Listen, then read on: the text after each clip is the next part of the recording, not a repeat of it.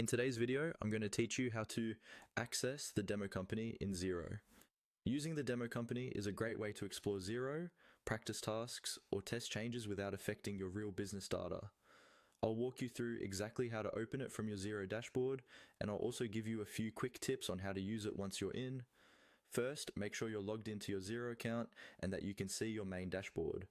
This is the home screen you land on after signing in, where you usually see your bank accounts, invoices, and overall financial snapshot. Now look towards the top left area of your screen where your organization name appears. Right next to that name, you'll see a small arrow icon.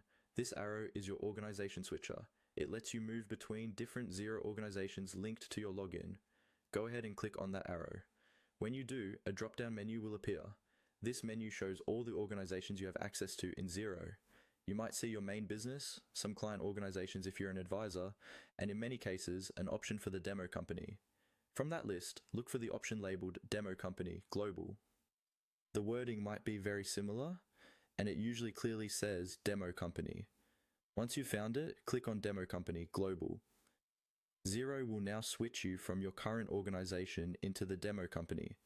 It may take a brief moment to load, and then you'll see a dashboard that looks very similar to your normal one, but with sample data already filled in. This includes example bank accounts, invoices, bills, contacts, and reports. Remember, anything you do in the demo company will not affect your real data.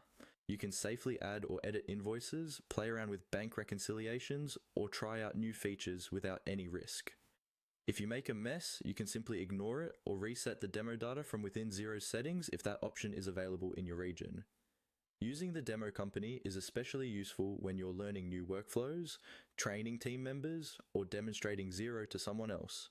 So whenever you want a safe playground to experiment in, just click the arrow next to your organization name, choose Demo Company Global, and you're ready to explore.